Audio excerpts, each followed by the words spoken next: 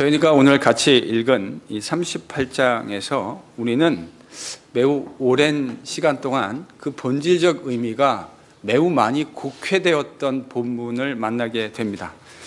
이 본문 안에는 상당히 당혹스러워 보이는 내용이 등장합니다. 그도 그럴 것이 이 이야기에는 시아버지가 창녀 변장을 한 그의 며느리와 관계를 해서 쌍둥이를 낳았다는 충격적인 이야기가 등장합니다. 저도 이 이야기를 처음 읽었을 때 이게 쇼킹했던 기억이 생생합니다. 우리가 예수님 믿게 되어지면 성경을 읽게 되잖아요. 그럼 보통 어디부터 읽으시죠? 창세기를 읽으시거나 신약인 경우에는 마태복음부터 이렇게 이제 읽어 나가게 되는데, 저도 예외가 아니라 창세기를 읽는데요. 창세기 세상에 38장을 읽는데 이거 낯이 뜨거워가지고 내용을 도무지 계속 읽어 나갈 수가 없을 정도로, 아니 성경이 무슨 막장 드라마도 아니고 무슨 삼류 소설도 아니고 어떻게 이런 종류의 이야기가 성경에 버젓이 들어가 있을까? 이 이야기는 정말 많은 사람들이 쉽게 생각하는 것처럼 그렇게 부도덕한 사람들의 이야기를 담고 있는 것인가? 만약에 그게 아니라면 도대체 이 이야기는 어떠한 메시지를 창세기 전체의 문맥 안에서 우리에게 주고 있는가? 저희들이 하나씩 좀 이야기를 자세히 살펴보려고 합니다. 먼저 1절을 보면 유다가 자기 동생을 팔아 넘긴 후에 그의 형제들을 떠나 가나안 사람들 가운데 들어가서 살게 됩니다. 그는 거기서 가나안 사람 수아라고 하는 사람의 딸과 결혼해서 엘, 오난, 세라 이렇게 3명의 아들들을 이제 낳게 됩니다.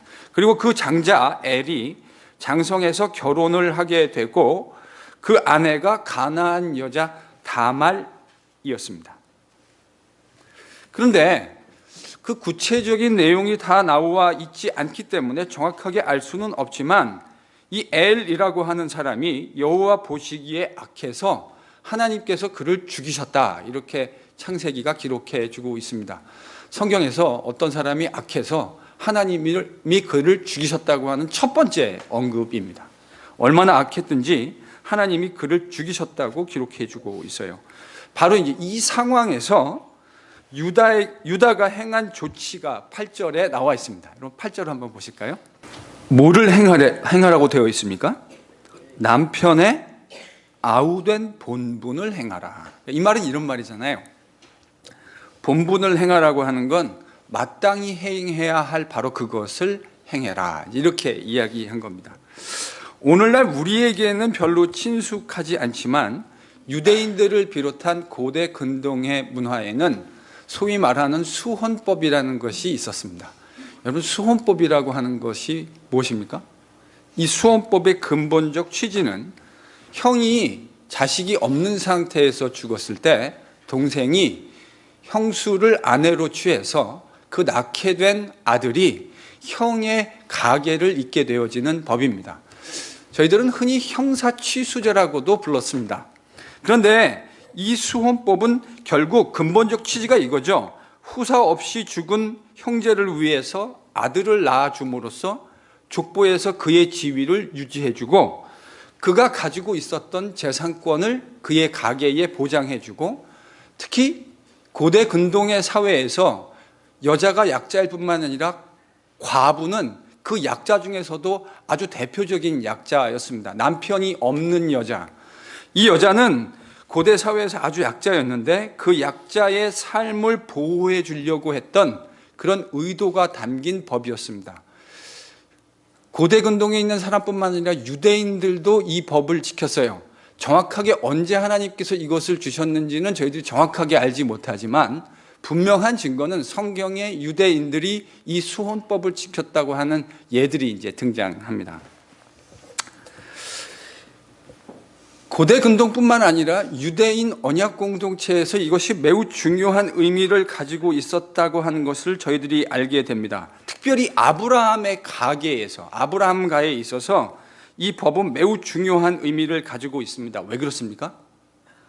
하나님이 아브라함에게 언약의 씨를 약속하셨잖아요. 그런데 아브라함에게는 2명의 아들이 있었습니다. 그런데 언약의 씨는 이삭 한 사람이었습니다.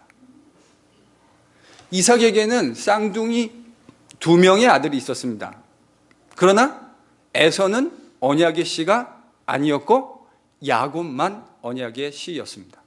그런데 야곱의 후대로 내려가면 이야기가 좀 달라집니다.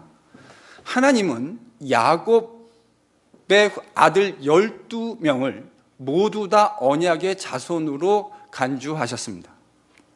그래서 저희들이 창세기 37장부터 50장까지를 요셉의 이야기라고 흔히들 생각했지만 보다 정확하게 얘기하면 요셉의 이야기가 아니라 야곱의 아들들의 이야기다, 이렇게 읽어야 정확한 독법이 되는 것입니다.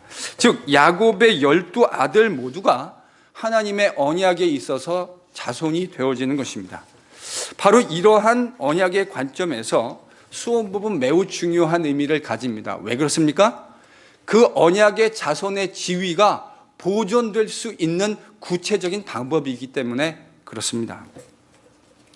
이러한 원래의 언약적 의미를 잘 이해하고 있었던 유다가 둘째 아들 오난에게 형수에게 장가들어 형의 대를 이어주라고 명령한 겁니다. 그런데 여러분, 이러한 수원법은 인간적 관점에서 이해하면 둘째 아들 오난에게는 그리 달가운 제도가 아닙니다. 왜 그럴까요? 만약에 형수에게 새롭게 장가를 들어서 아들을, 형의 가계를 이어주지 않으면 자연스럽게 장자의 명분이 누구에게로 가게 됩니까? 오난에게 오는 거죠. 여러분, 유대인들은 율법에 따라서 장자가 차자나 그 밑에 있는 동생들의 유산을 2배 상속하도록 되어 있었습니다. 그러니까 형이 자식이 없는 상태로 그 가계가 끊겨지게 되면 누구에게 지금 유리한 겁니까? 말할 것도 없이 오난에게 유리한 겁니다. 오난이 이거를 모르는 게 아니죠. 너무 잘 알고 있었습니다. 그러나 오난 입장에서는 이 수혼법을 거부할 수 있는 명분이 없었습니다. 하나님이 주신 이 수혼법을 거부하고 싶은데 마음은 그걸 거부할 수 있는 명분이 없었던 거죠. 그래서요, 오난이 꼼수를 부리게 됩니다. 그 꼼수가 무엇입니까? 수혼법을 거부할 수 없으니 형수와 결혼 관계는 유지하되 형수가 아이를 가질 수 있는 방법을 원천적으로 봉쇄해버리는 것입니다. 교묘한 방법이죠. 거부할 수는 없으니까 그 법은 따라가되 외형적으로. 그러나 실제적으로 다말과 관계를 가질 때에 그는 땅에 설정함으로 다말이 임신할 수 없도록 했습니다. 그래서 그는 명분도 유지하고 재산권의 그 실리도 챙기려는 계획으로 이와 같이 행했던 겁니다. 부부간에 행해지는 은밀한 일이라 밖으로 드러나기도 쉽지 않았다고 하는 점도 오난이 적절하게 사용했던 것 같습니다. 그는 외형적으로는 수혼법을 잘 따르고 있는 것 같았지만 실제적으로는 수혼법을 파괴하는 죄를 범하게 된 것입니다. 바로 이 부분에 대해서 10절은 다음과 같이 이야기합니다. 그럼 10절을 한번 보실까요? 그 일이 여호와 보시기에 어떠했다고요? 악했다고요. 이게 왜 악한 일입니까? 하나님이 언약 안에 있는 자손의 계대를 유지하기 위해서 세우신 이 방법을 자신의 개인적인 유익과 이익을 위해서 순종하지 않고 자기 의무대로, 하나님이 원하시는 방법이 아닌 자신의 임의대로 행했기 때문에 바로 그와 같은 일이 여호와 보시기에 악했다고 하는 것입니다. 그래서 하나님은 자신의 그 계획에는 아무런 관심도 없고 오로지 자신의 이득에만 관심 있는 이 오난도 죽이셨습니다.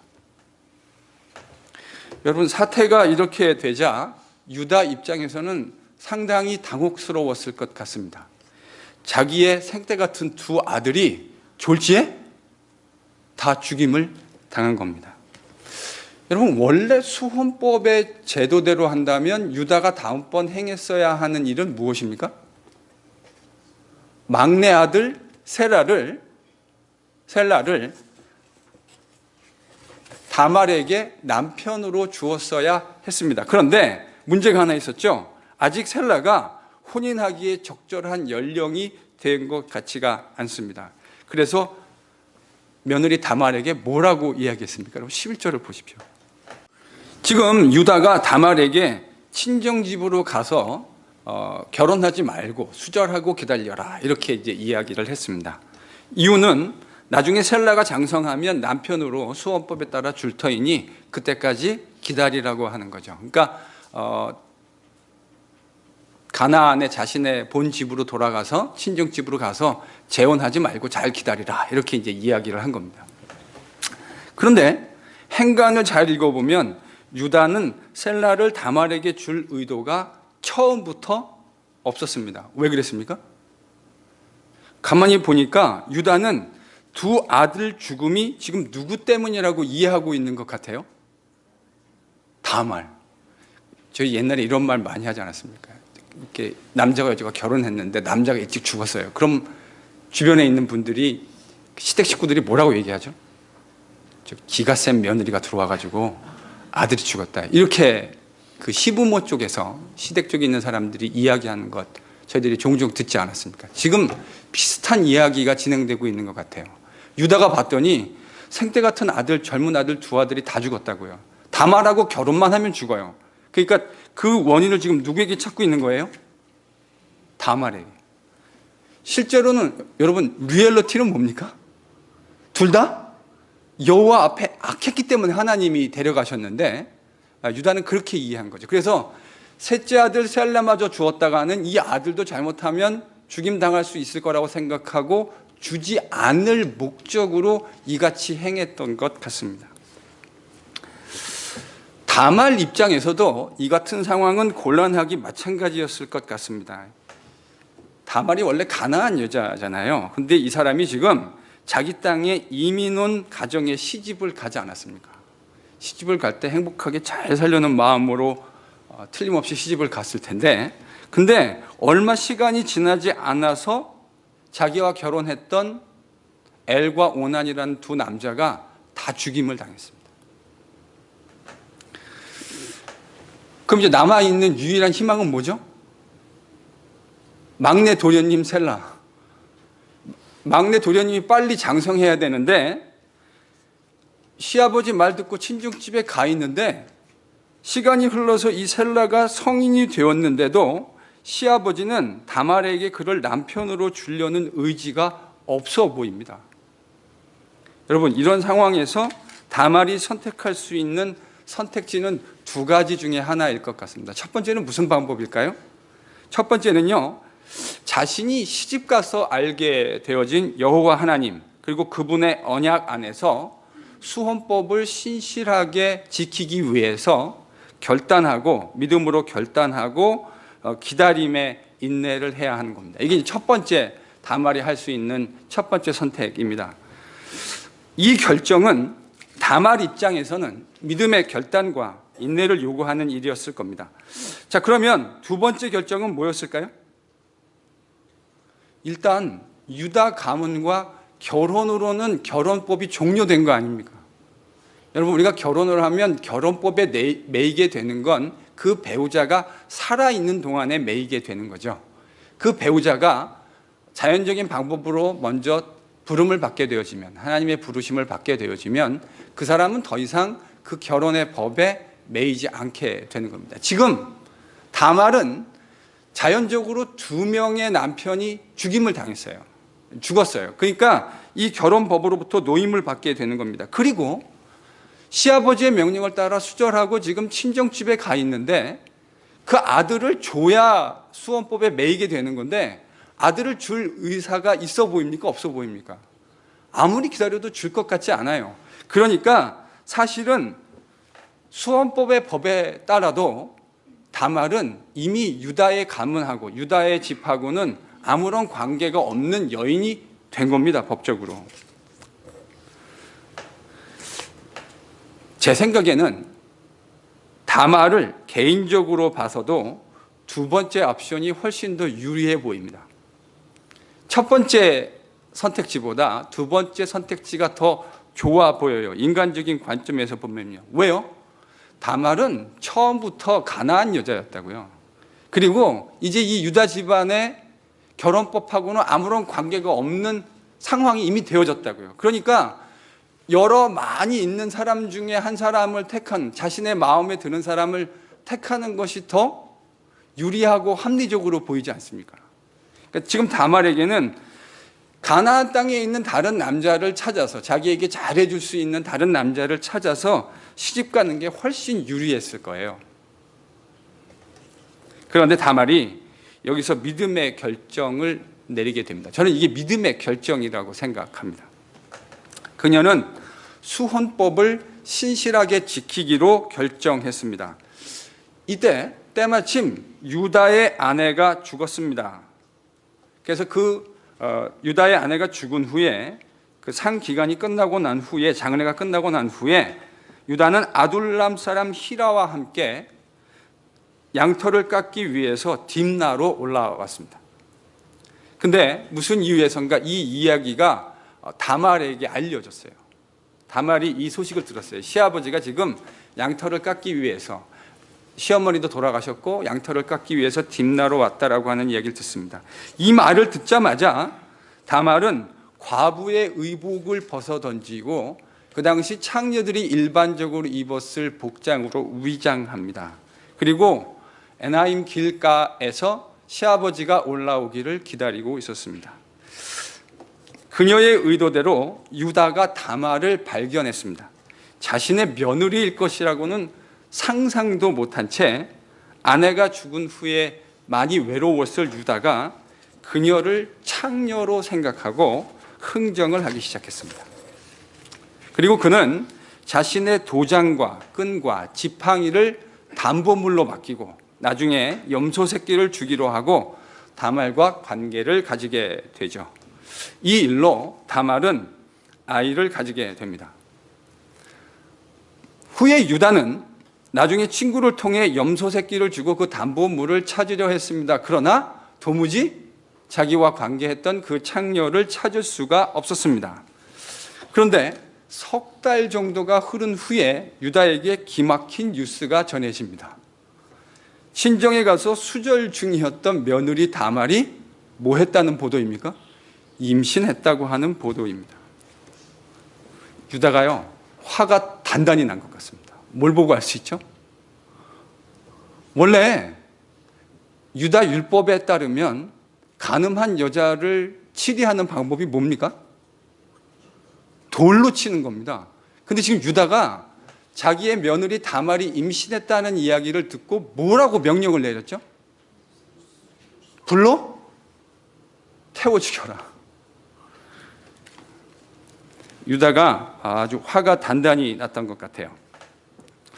그런데 다말은 끌려나가면서 자신이 보관하고 있던 그 담보물을 시아버지인 유다에게 전해달라고 이야기했습니다. 여러분, 유다가 그 담보물을 보았습니다. 이 담보물을 보았을 유다의 얼굴이 상상이 되십니까? 그는 정말 소스라치게 놀랐을 겁니다. 그리고 그가 한 말이, 이 담보물을 보고 그가 한 말이 26절에 기록되어져 있습니다. 여러분 26절을 보시죠. 유다가 그것이 자기의 소지품이었다는 것을 알아차리고 뭐라고 얘기했습니까? 그가 나보다 옳도다. 그녀가 다말이 나보다 옳다. 여러분 여기서 옳다라고 번역된 이 단어가 체데크라고 하는 단어입니다. 이 단어는 일반적인 윤리적인 옳음, 정결함을 나타낸다는 의미라기보다는 이 체데크라는 말은 율법에 대한 의로움을 나타낼 때 사용되는 단어입니다. 그러니까 무슨 말입니까? 이 문맥에서 유다가 수혼법의 관점에서 보았을 때 누가 더 정의로웠다라는 거예요? 그 수혼법에 따라 아들을 주지 않는 자신의 행위보다 수혼법을 따라 끝까지 신실하게 그 수혼법을 지키려 했던 다말의 행위가 더 의로운 행위였다라는 것을 자기가 인정한 겁니다. 우리 시대 윤리관으로 보면 쉽사리 이해될 수 없는 내용입니다. 세상에 시아버지가 며느리와 관계했다는 이야기는 이건 막장 드라마나 삼류 저질 소설에서나 등장할 만한 이야기입니다. 그런데 유대인의 관점에서는 여러분 기업을 물으는 것, 수원법에 따라서 기업을 물으는 것은 가장 가까운 친족이 하게 되어 있습니다. 그러니까 형이 죽었을 때는 누가 당연히 해야 되는 거예요? 동생이 해야 되는 거예요. 그런데 같은 학렬에서 같은 형제들이 더 이상 이것을 물을 수 없으면 그것이 누구에게로 넘어갑니까? 가장 가까운 친족에게로 넘어갑니다.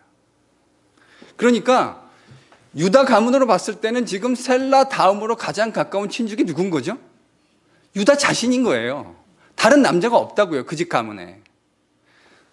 그거를 잘 알고 있었던 다말이 셀라를 주려고 하지 않는 시아버지의 의도를 알아차리고는 이 수혼법을 지킬 수 있는 방법이 시아버지와 관계하는 것 이외에는 다른 방법이 없다라고 생각한 겁니다. 그래서 그녀는 저희가요, 이 본문을 읽을 때 이렇게 읽을 수 있는 가능성이 있어요. 다말이 자신의 욕정을 참지 못하고 시아버지를 유혹해가지고 시아버지와 관계해서 애를 낳았다. 여러분, 이거는 본문이 말하려고 하는 바하고 거리가 멀어도 너무 먼 이해입니다. 다말은 그런 여자가 아니에요. 다말은 자신의 욕정을 채우기 위해서 이런 방법을 선택한 것이 아니라 이 궁여지책의 방법을 수혼법을 지키기 위해서 선택한 거예요. 어쩔 수 없이. 그것을 26절에서 자기가 고백한 거예요. 다말이 나보다 율법에 관한 한 이 수혼법에 있어서 더 정의로웠다 하는 사실을 그가 인정한 겁니다. 이뿐만이 아닙니다. 다말의 이러한 결정이 믿음의 결정이었다고 하는 것을 우리에게 깨닫게 해주는 또 다른 본문이 하나 있는데, 여러분, 수혼법이 가장 먼저 기록된 것은 창세기 38장입니다. 그런데 이 뒤에 가서 룻기에 가면 또 다른 수혼법에 대한 이야기가 하나 등장하죠. 보아스가 룻과 결혼하게 되어지는 이 이야기가 등장합니다. 여러분, 룻기 4장 12절을 한번 찾아보시죠. 자, 여러분, 이 문맥이 뭐냐면 보아스라고 하는 사람이 룻의 기업 물을 마음이 있었어요. 근데 여러분, 제가 아까 순번이 있다 그랬잖아요. 차례가 있는 건데 보니까 보아스보다 순번이 하나 앞선 사람이 있는 거죠. 그래서 그 사람이 내가 기업을 물으지 않겠다고 해야 보아스가 기업을 물을 수 있게 되는 겁니다. 그래서 그 유다 백성들과 그 유다의 장로들을 초청해서 법적 증인으로 삼은 거죠. 당신이 기업을 물을 수 있는데 기업을 물으려 합니까? 이렇게 물어봤더니 그 사람이 원래 기업을 물으겠다 그랬어요. 그러니까 룻과 결혼하겠다고 이야기한 겁니다. 그런데 그 다음에 보아스가 뭐라고 얘기했냐면, 그렇게 기업을 물으려면 당신이 재산상에서 이러한 부분을 감수해야 됩니다 라는 취지로 말하니까 이 사람이 말을 바꿔서 그러면 그게 나한테 재산상의 손실을 끼치는 거라면 나는 하지 않겠습니다, 이렇게 말을 바꿨다고요. 그리고 나서 보아스가 그렇다면 당신이 기업을 물으지 않겠다면 내가 기업을 물으겠습니다 라고 이야기하자, 그때 증인으로 동석했던 유대의 장로들이 한 말이 바로 4장 12절의 말씀입니다. 뭐라고 말했죠? 여호와께서 이 젊은 여자, 즉 룻을 말하는 겁니다. 모압 여인 룻으로 말미암아 내게 상속자를 주사, 너의 집이, 보아스 너의 집이 다말이 유다에게 낳아준 베레스의 집과 같게 하시기를 원하노라. 이게 무슨 말입니까? 지금 여러분, 이 말의 문맥은 이 장로들이 재산상의 손실을 떠안아가면서도 기업 물을 책임을 수행하겠다고 하는 보아스를 축복해 주는 장면입니다. 당신이 그렇게 한다고 하니 하나님께서 당신을 축복해 주기를 원합니다, 이런 말이에요. 근데 그 말을 이렇게 표현하지 않고 뭐라고 표현했냐면, 하나님께서 너의 집을 축복하시되 다말이 유다에게 낳아준 베레스의 집과 같이 하시기를 원하노라. 그러니까 지금 이 축복의, 장로들의 축복의 맥락에 따르면 이 축복의 예를 누구의 예에서 지금 보고 있는 거예요? 다말의. 여러분, 만약에 다말의 이야기가 우리가 흔히 생각하는 것처럼 그렇게 남녀 상열지사고 이게 말도 안 되는 비윤리적인 일이었다면 이런 이야기를 할 수 있었을까요? 그건 불가능한 이야기입니다. 어떻게 축복하는 내용을 저주스러운 내용으로 비윤리적인 내용을 가지고 축복할 수가 있겠습니까? 유다 스스로의 언어로 봐도 그렇고 또 다른 성경인 룻기가 다말을 보는 시각을 보더라도 이 다말의 결정은 믿음의 결정이었고 헌신의 결정이었던 것을 저희들이 보게 됩니다. 실제로 다말은 이 결정을 하기 위해서 자기의 생명이 위험에 처할 것이라는 사실도 알고 있었어요. 왜 담보물을 받아뒀겠어요? 이 일이 잘못되어졌을 때 자기가 죽임당할 수 있다는 것도 분명히 알고 있었던 겁니다. 그러니까 자기의 목숨을 가지고 여러분 딜할 수 있는 사람이 몇이나 되겠습니까? 마태복음 1장을 봐도 알 수 있습니다. 다말의 이야기가 마태복음 1장 예수님의 족보에도 나와요. 영광스러운 메시아의 족보에 누가 들어갔다고요? 가나안 여인 다말이 들어갔다고요. 이 여자가 파렴치해서 들어간 게 아니라 믿음으로 그 하나님이 주신 언약의 법을 수혼법을 지키려고 했던, 자신의 생명마저도 걸고 지키려고 했던 그것을 보고 마태복음 저자는 다말을 영광스러운 메시아의 족보에 언급했습니다. 유대인에게 있어서 여자를 족보에 언급하는 법은 없습니다. 그런데 마태는 아주 이례적으로 메시아의 족보에 다말의 이름도 같이 기록한 거죠. 역시 같은 맥락에서 이해할 수 있습니다. 그러니 다말이 자신의 욕정을 참지 못하고 비윤리적인 방법으로 시아버지를 유혹해서 아이를 가졌다고 하는 것은 전혀 본문이 그려주고 있는 내용이 아닙니다. 도리어 다말은 자신에게 생명의 위협이 있을 수 있다는 것도 알고 있었지만 하나님의 법, 그 수혼법을 자신의 목숨을 내놓고서라도 지키려고 했던 것이라고 저희들이 이해해야 할 겁니다. 자, 그렇다면 이런 다말의 이야기가 오늘 우리와는 어떤 연관성이 있을까요? 다말은 젊은 나이에 과부가 되었습니다. 그래서 자신의 삶을 선택할 수 있는 그 중요한 순간에, 선택의 순간에 하나님을 믿고 하나님이 주신 그 믿음의 법 안에서 레디컬한 결정, 믿음의 결정을 하기로 했습니다. 아마도 물론 이것은 추론이지만 다말은 결혼이라는 관계를 통해서 어떤 의미에서 아주 우연한 기회에 여호와 하나님을 알게 되었던 것 같아요. 이방인 가나안 여인으로 살다가 유대 사람 엘이라는 사람을 만나서 결혼을 했고 그 속에서 아브라함과의 흐르고 있는 하나님의 약속과 그 하나님을 알게 되어진 것 같습니다. 그래서 그녀는 그렇게 알게 되어진 하나님과 하나님 나라의 약속을 신뢰하고 그 선택의 순간에 하나님 나라의 언약의 가치를 소중한 것으로 여겼음이 분명해 보입니다. 만약에 그렇지 않았다면 자신의 삶을 가지고 이런 결정을 할 수 있다는 것이 도무지 이해가 되지 않습니다. 자신의 생명을 놓고 거기다가 도박을 할 수 있는 사람이 누가 있겠습니까? 여러분, 수혼법의 또 다른 예로 등장하는 모압 여인 룻도 역시 마찬가지였죠.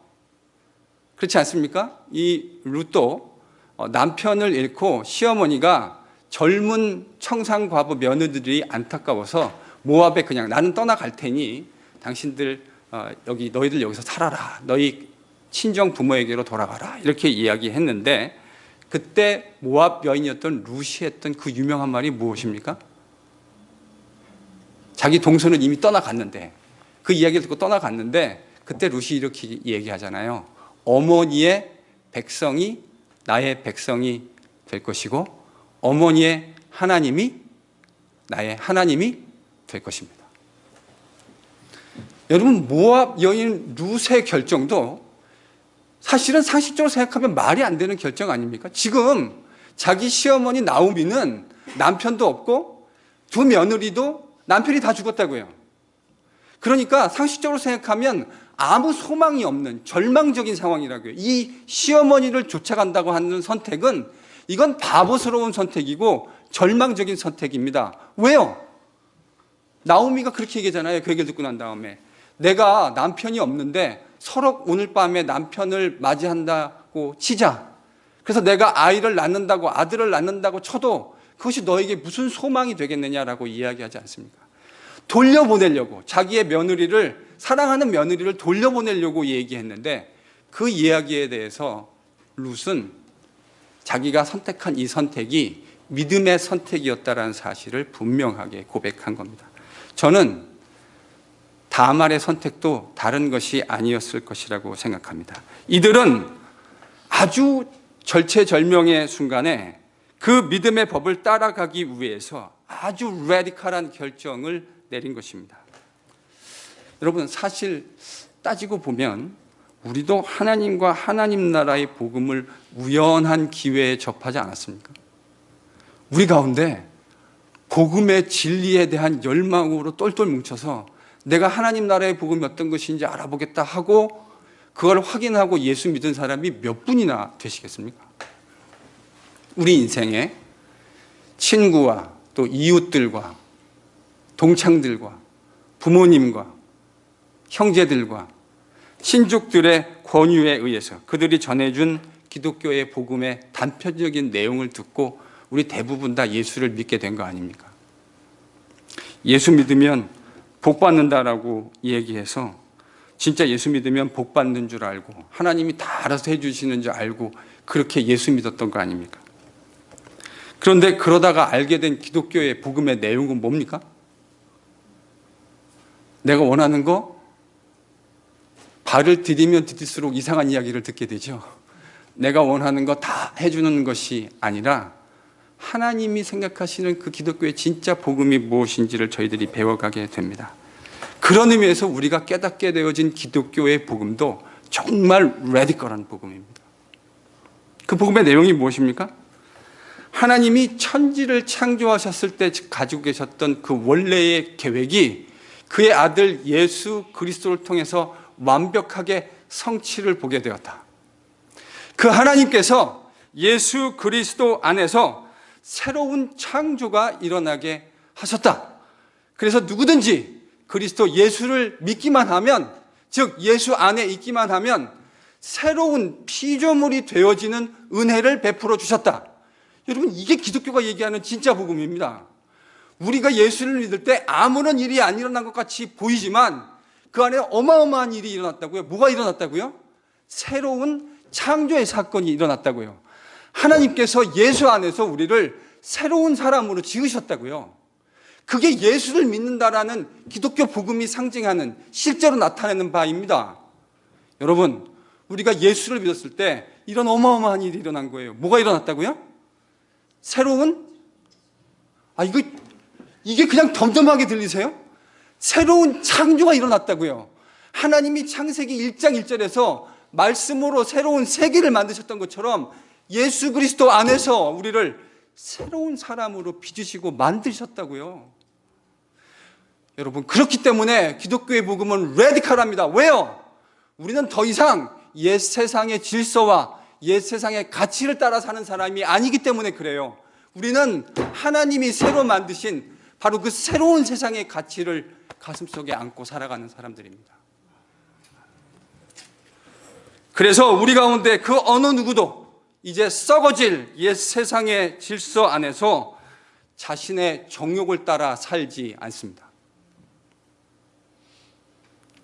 썩어져 버릴 그 세상의 가치를 따라 살지 않아요. 기독교인은 하나님께서 예수 안에 새롭게 창조하신 그 새로운 창조의 질서를, 그 가치를 깨닫고 그 가치에 따라서 살아가는 사람들입니다. 그러니 라디컬하죠. 하나님을 만나는 사람은 그래서 라디컬한 결정을 할 수밖에 없습니다. 이게 기독교의 복음입니다. 그래서 새로운 피조물이 된 우리는 이 땅에서 그저 돈이나 몇 푼 더 버는 정도의 삶으로 절대로 만족할 수 없습니다.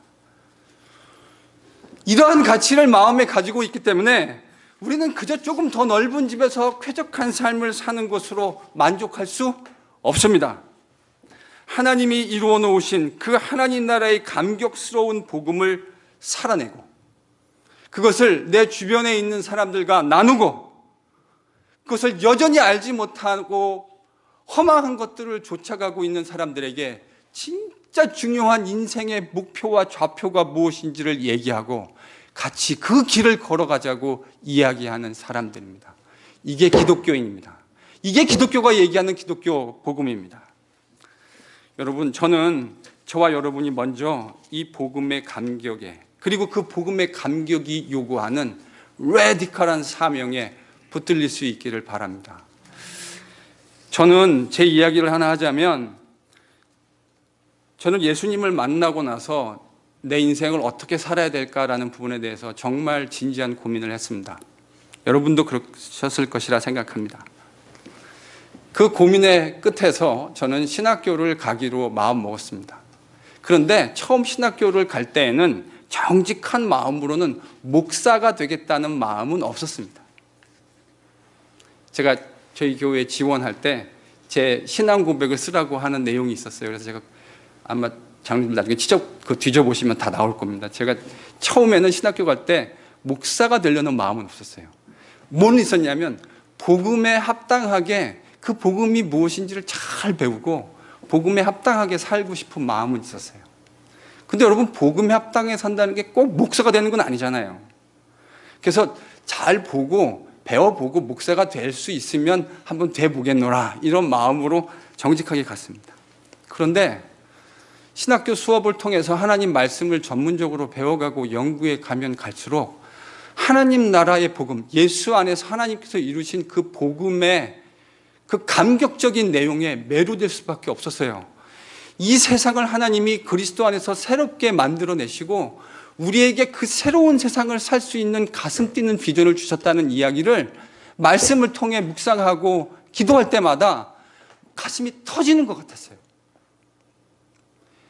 이 이야기를 정말 교회에 있는 성도들에게 복음이 복음되게 이야기하고 그 복음을 같이 살아내기 위해서 일평생 내 생명을 10개가 있다면 그 10개를 다 드려도 하나도 아깝지 않겠다는 생각을 하게 됐습니다.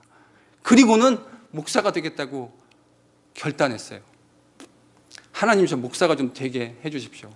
근데 그 당시 저희 집사람, 제가 결혼할 때 제가 뭐 가진 게 아무것도 없지 않습니까? 딱 한 가지 약속했습니다. 그 결혼 전제 조건이 뭐였냐면 목사 되지 않는다였습니다. 목사 되지 않는다라는 전제 조건을 달고 결혼을 했다고요. 그런데 제가 마음이 지금 바뀌었잖아요. 뭐가 되기로 마음을 먹었어요? 목사 되기로. 근데 여러분, 약속은 중요한 겁니다. 약속은 중요한 거예요. 함부로 약속하지 마세요. 약속은 지킬 수 있거든 하십시오. 왜 약속이 중요합니까? 우리 기독교 교회 공동체는 카버넌탈 커뮤니티예요. 여러분, 카버넌탈 커뮤니티라는 말은 약속을 잘 지키는 공동체라는 말입니다. 쉬운 말로 바꾸면 하나님이 자신의 약속을 신실하게 지켜주시는 공동체라고요. 그러니 아버지 닮은 아들과 딸들은 뭘 잘 지켜야 됩니까? 이게 이렇게 어려운 질문인가요? 약속을 잘 지키셔야 돼요. 그러니까 지킬 수 없는 약속은 함부로 하지 마세요. 대신 약속을 했으면 철두철미하게 지키세요. 그게 신실함입니다. 그래서 이런 신실함을 알게 되니까 와이프에게 한 약속이 제 마음에 걸렸을까요? 안 걸렸을까요? 당연히 걸리죠. 그래서 기도했어요. 하나님, 이 거룩한 소명이 위로부터 온 것이 맞다면 하나님, 제가 약속 지켜야 되니까 제 입으로 깨지 않고 저 아내의 입에서 목사 되라고 하는 말을 제 귀로 듣게 하시면 제가 목사 되는 것이 아버지의 뜻인 줄 알고 기쁨으로 되겠습니다. 어느 날 교회를 갔다 왔는데, 그런 기도를 제가 혼자 말 안 하고 한 3, 4개월 혼자 조용히 하고 있었는데, 어느 날 교회를 갔다 왔는데 저희 집에 계시는 그분이 저를 부르시더니 앉아보래요. 테이블에 앞에 조용한 양처럼 앉았습니다. 그랬더니 뭐라 그러냐면, 좋은 목사가 될 마음이 있거들랑, 그러니까 이상한 목사 되는 거 이런 거 말고 당신이 정말 좋은 목사하고 신실한 목사가 될 만한 그런 소원이 있거들랑 목사가 돼도 좋대요. 여러분, 이 소원 누가 주신 걸까요? 하나님이요. 그래서 내가 목사가 되는 게 우리 아버지의 뜻이구나라는 거를 제가 external evidence, 외적인 증거로 얻었습니다. 하나님, 저는 그래서 정직하게 처음부터 목사가 되려는 거룩한 꿈을 안고 신학교를 간 사람이 아닙니다. 그런데 하나님 말씀을 배우다 보니까 그 하나님 말씀, 기독교의 복음이 가지고 있는 그 레디컬한 게 너무 마음에 들기 시작했어요. 그 레디컬한 기독교의 복음을 성도들과 얘기하고 성도들을 그 복음으로 세워내고, 그래서 예수 그리스도를 모르는 자들에게 하나님 나라 이 레디컬하면서도 가슴 뛰는 복음을 이야기할 수 있는 삶을 살게 됐다면 너무 좋겠다 생각을 했어요. 사랑하는 성도 여러분, 기독교의 복음은 레디컬합니다. 그것을 깨달은 사람은 그 레디컬한 복음 앞에 레디컬하게 반응하지 않을 수가 없습니다. 어떻게 세상을 살아가는 새 창조의 피조물이 옛세상의 질서 안에서 살아갈 수가 있겠습니까? 하나님이 우리를 새로운 피조물이 되어서 하나님의 통치를 받는 사람으로 만들었는데, 우리가 어떻게 어제까지 전혀 예수를 모를 때 살던 모습과 똑같이 살 수가 있겠습니까? 저는 이건 말이 안 된다고 생각해요. 비록 부족하지만 하나님이 우리에게 요구하시는 그 거룩한 삶을 살아가려고 하는 레디컬한 챌린지 앞에 여러분 레디컬하게 반응하셔야죠. 그게 기독교 복음이죠. 사랑하는 성도 여러분, 저는 우리 가정과 내 자신이 먼저 그 레디컬한 복음 앞에 완벽한 통치를 받는 은혜가 있기를 기도합니다. 우리 성도들이 그 아름다운 하나님의 통치를 받는 날이 오도록 기도합니다. 우리 교회만이 아니라 이 하트포 지역에 있는 많은 교회들의 동일한 하나님의 은혜가 임하기를 기도합니다. 하트포뿐만이 아니에요. 이 이민 교회들 가운데, 미국에 있는 교회들 가운데, 그리고 더 나아가서 아직도 하나님 나라의 복음이 무엇인지 모르는 사람들 가운데 그 하나님 나라의 새 창조의 복음을 이야기하는 가슴 뛰는 날이 오기를 기도합니다. 사랑하는 성도 여러분, 우리가 그 하나님 나라의 통치, 열방들이 다 아는 날까지 함께 개인으로, 가족으로, 교회 공동체로, 이 지역에 있는 커뮤니티로 함께 예수 그리스도의 그 가슴 뛰는 복음을, 새 창조의 복음을 이야기할 수 있는 은혜가 있기를 바랍니다. 우리 교회가 그런 거룩한 아름다운 레디컬한 사명에 아름답게 쓰임받는 NGPC 공동체 될 수 있기를 예수 그리스도의 이름으로 간절히 축원합니다.